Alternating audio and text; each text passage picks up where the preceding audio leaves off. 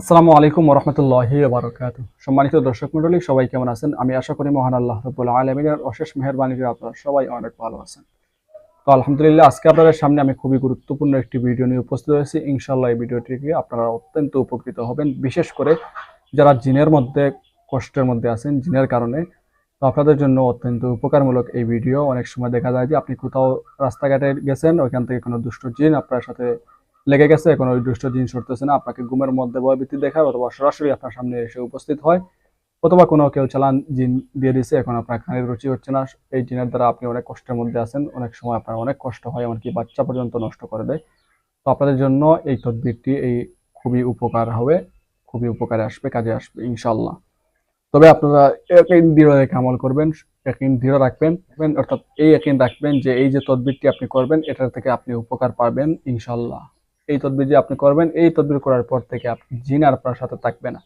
ওইরকম একটা আত্মবিশ্বাস নিজের উপর রাখবেন, আর এরকম মনেও করবেন, আর এটা একদম সত্য যে এটা করার পর আর জিন আপনার কাছে থাকবে না, জিন চলে যাবে, দুষ্ট জিন খারাপ জিন চলে যেতেই হবে।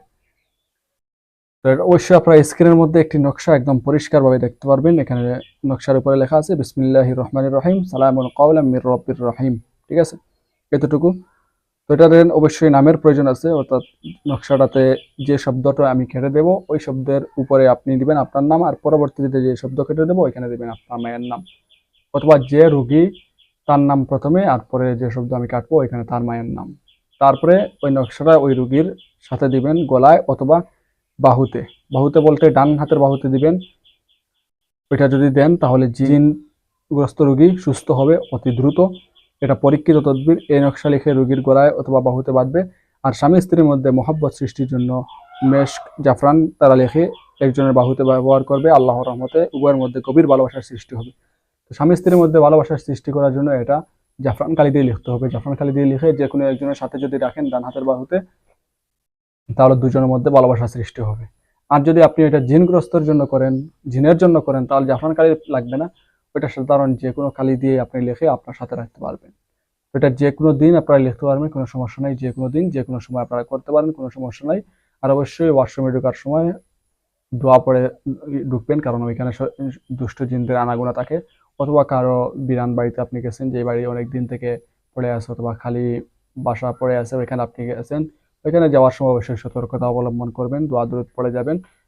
অথবা আপনি মহিলা মানুষ কিন্তু অনেক ঘ্রাণযুক্ত কোনো কিছু করে আপনি রাস্তাঘাটে বের হয়েছেন, তখন আপনার সাথে জিন লাগতে পারে, তো ওইটা আপনারা একটু সেফটি ভাবে চলাফেরা করবেন ইনশাল্লাহ। আর তারপরেও বাই চান্স জিন লেগে গেছে কোনো সঙ্গত কারণে, তো আপনারা এরকম আমল করবেন। এরকম আমল দ্বারা আপনি অতি সহজে জিন সরাইতে পারবেন ইনশাল্লাহ।